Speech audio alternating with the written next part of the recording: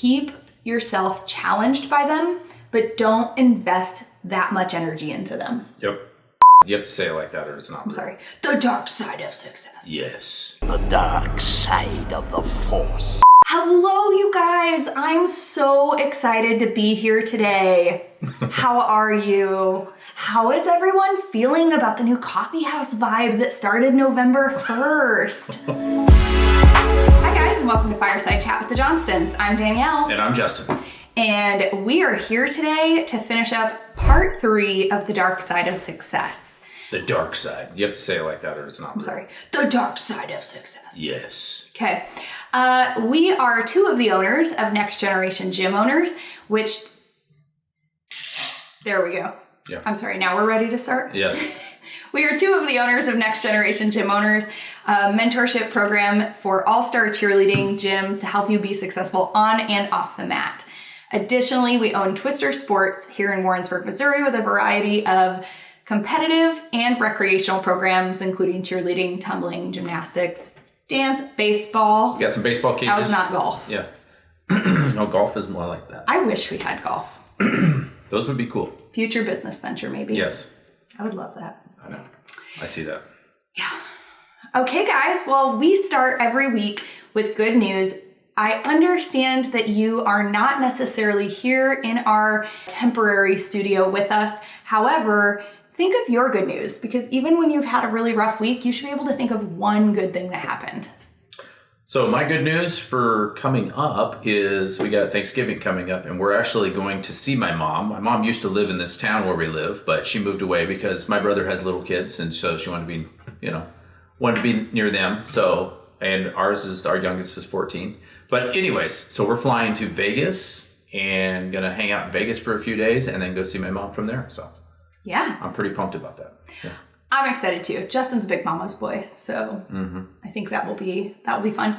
I'm excited because she's an hour from Vegas, and so we just spent some time over the weekend planning what we were going to do in Vegas, and we've got I think everything we're doing is new to us. Yeah, all new things. A couple of shows, maybe something that we fly high above the strip for 10 to 12 minutes is what it said. Yeah. That part's a little bit depressing, but at night though, so it's going to be pretty cool. I think it's a once in a lifetime experience, and that's what we look for. Yeah. Yeah, why you got to be all secretive about it, Danielle? What are you hiding? It's not like it's crazy or something. It's just exciting. Justin has a thing when we're driving down the road in any tourist area, if there's a chance to get on a helicopter, he's a yes. Yeah. Literally driving, and then I see it, I'm like, what? Just go see how much it is. I just want to see how much it is. The first time we did a helicopter ride over Lake of the Ozarks in Branson, that's exactly how it started. It was like, I just saw it was like nobody, there was no lines, and the helicopter was just sitting there. So I was like, and not 10 minutes later, we were on that bird and like flying. So it was pretty cool. I think you've done it twice, right, in Branson. Yep. And then we've actually taken foreign exchange students every year to do it, but we don't do it every year anymore. We're just like, we just throw them on it, and they're like, what? This is crazy. Or like, good luck. Yeah. Maybe we'll see you at the end. It was nice knowing you. That's all. Okay, so guys, I hope you thought of some good news, because there should be something out there, whether it's personal or business, or somewhere in between, because boy, doesn't that happen, where it really mixes sometimes between personal and your gym. And that's kind of where we're going today with the third part of the dark side of success. Oh, wrong way. The dark side of success. Yes. The dark side of the force. Okay, so just a quick recap on the things we have discussed in the last couple of episodes. There are a few main reasons that people are going to throw shade on your success at times. Shade. Yeah. Sometimes there is comparison, and they're comparing themselves to you and your gym, or what they see or perceive of your gym.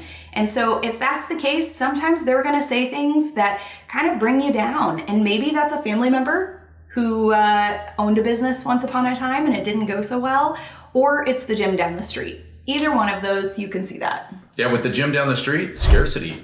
Yeah, they might have a fear that there just aren't enough kids in your area and that they have to pull your kids, right? Yeah. Let's go steal theirs. Yeah, because there's not enough. You have 250 or 300 kids, and they need those 250 or 300, not the 250 or 300 that are sitting on their couches every night playing video games. Yep. Right? And the last one? The last one is sometimes people just project their own feelings onto you, whether it's fear that they love you and they're fearful for you, or maybe they have some sort of frustration that they've seen you're not around often enough, and so they're projecting those feelings of frustration and anger on you, and it's kind of putting a damper on your feeling of success. Or it might just be their own issues in life that are going on at that time, and they're projecting those onto you as if you're the problem, but what they're showing you is what's going on in their life. So, but it sure doesn't feel that way. Right. Yeah. So today we're going to talk a little bit about the reality. The other person is not always the one doing these things. We like to give some hard truths around here. Sometimes those of you who are watching and listening are in fact the problem. You're out there chopping wood and throwing it on the fire.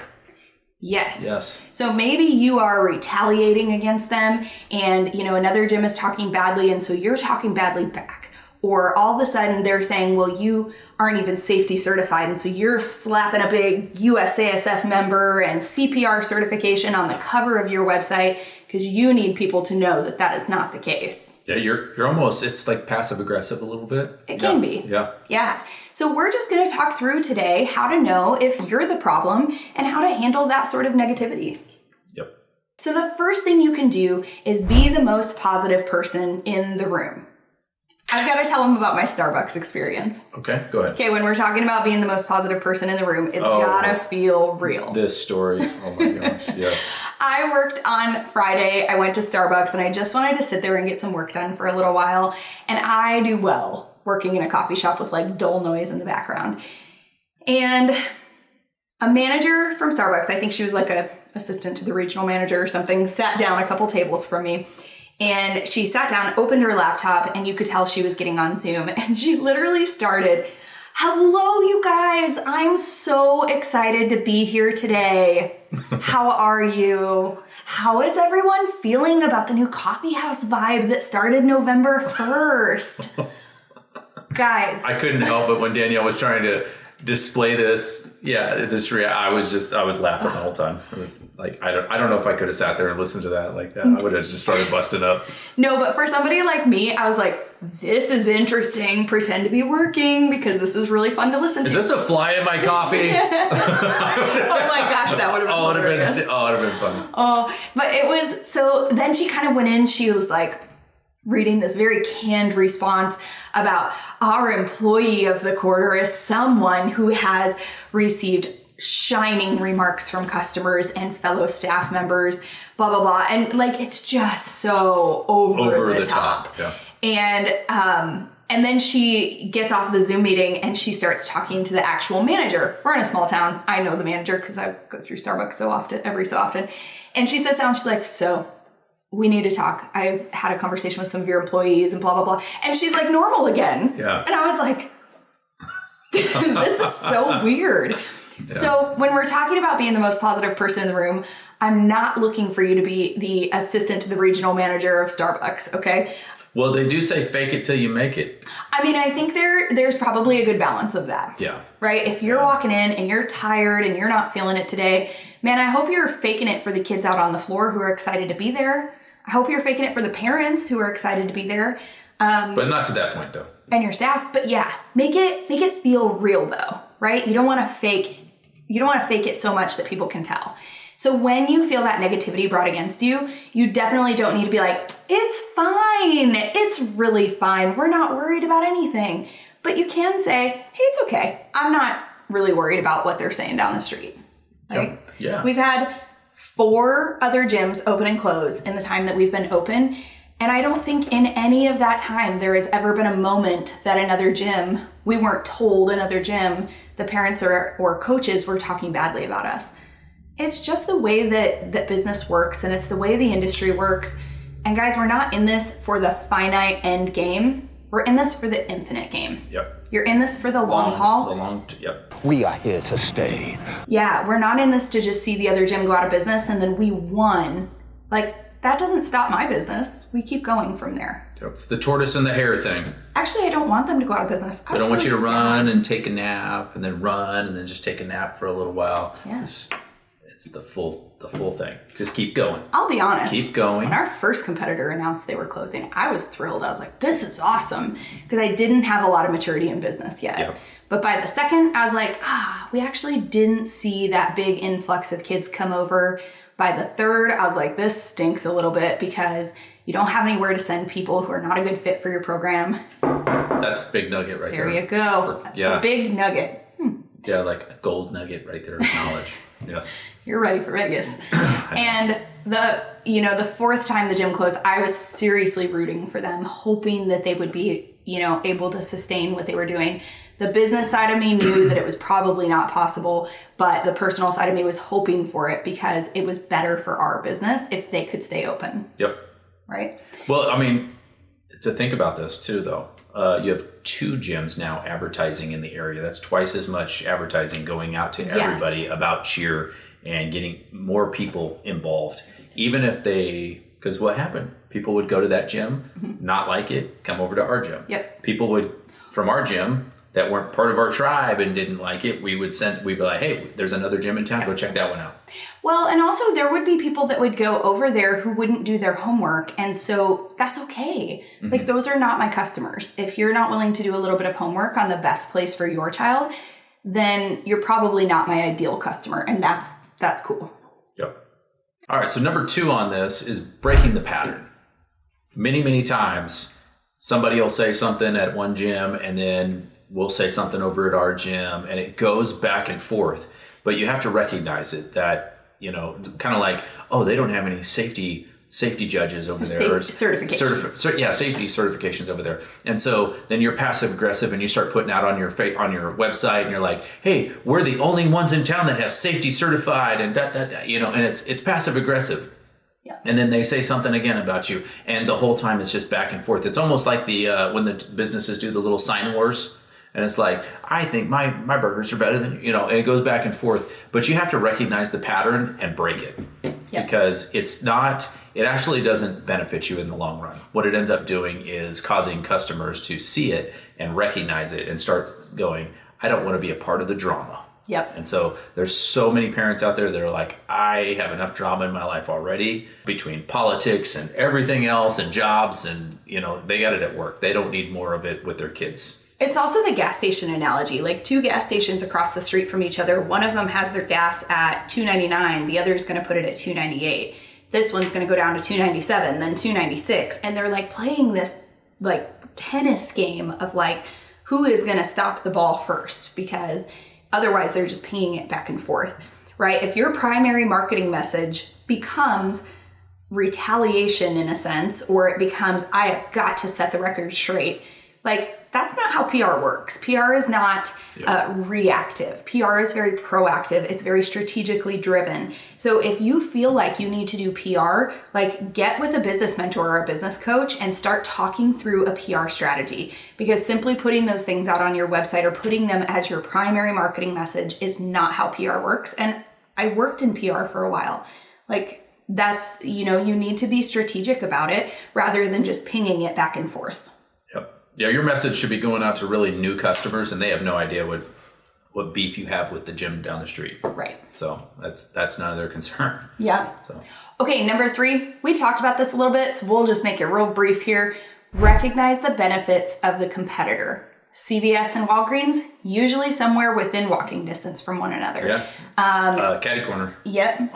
Chick-fil-A and Raising Cane's, usually somewhere really close to each other if you have both of those in the area. If not, you might have a Zaxby's and a Chick-fil-A. Everybody wants to compete with Chick-fil-A because when people see the line is long at Chick-fil-A, and it always is because it's delicious, they want to take the business because they're like, oh man, I've only got 20 minutes left on my lunch break and that line looks really long. I'll just go over here. Yep. Now, you and I both know, and so did that manager at Starbucks when she was having her conversation that I was heavily eavesdropping in. Chick-fil-A has it right. So if you can teach people enough times that this is the right place, they will continue to come to you despite the fact that you have competitors. So recognize that competitors are good for you. They challenge you to be better. You are always having to think one step ahead if you're in this for the long game. And even when you no longer have a competitor, your brain is going to be in the mentality of being ahead of the game. Yeah, what does Chick-fil-A have over everybody, Danielle? Their staff is the best. They have, look at what she said. It wasn't the food. Like, honestly, the food is good. The food's actually really good. Yeah. But the service is even better. And that's what brings you in. Because why? It's their pleasure. It really Absolutely. is. It is their pleasure. Well, they tell you every time. Yeah, like, okay, let me ask you this though. If you have a Chick-fil-A and a Zaxby's, what do you choose?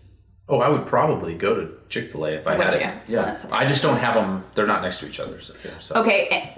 For me, if it were between like a Chick-fil-A and a Chipotle, I'd probably go Chipotle.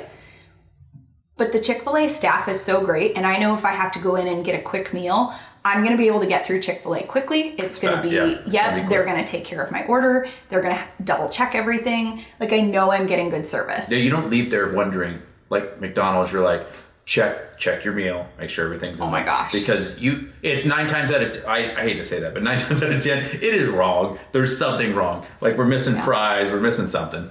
Ketchup. Oh, yes. Justin loses his mind. Ketchup or straws. Can you, I have to ask because they just don't put it in there. But. Yeah, he did actually last time. He was like, there's ketchup in here? And she's like, oh no, let me get you some. It's not like he ordered something funny. He ordered fries. It's pretty normal. But, yeah. But anyways. So recognize the benefits of a competitor in every way. If people leave you to go to a competitor, it's probably a good thing because they are often the people who would have done something, to make your life more difficult in the gym. That said, always take a strong look at it because maybe you're doing something wrong, and thank goodness you have a competitor that person went to so that you can now analyze the parts of your business that may not be going as well as they should be. And that's one thing that she says, I just want to clarify, having people leave your gym to go to another gym is not a bad thing if it's onesies and twosies. But if you have a whole group of people or multiple people over time going to another gym, there is a problem. Right. And we gotta, you definitely want to find out what that is and try to fix that. So definitely. It might be a cultural issue, a whole bunch of stuff that can happen. So. Yeah. All right. The next one, stop your own comparisons. I can't tell you how many times I get on a call with a gym owner and they are wanting to talk about what the gym down the street is doing. And, if that's a good idea, maybe they should do it. Should they have thought of it first? Is it all focused on the other gym? A lot of times, yeah. Like, the other gym is copying my marketing. Stop focusing on the other gym. Like, there is a time and place to be like, oh man, they got their packet out first. I probably should have done that. I'm going to put that on a high priority right now. And then I'm going to go ahead and next year make sure that as of, February 15th, my packet is out. Keep yourself challenged by them, but don't invest that much energy into them. Yep. Right?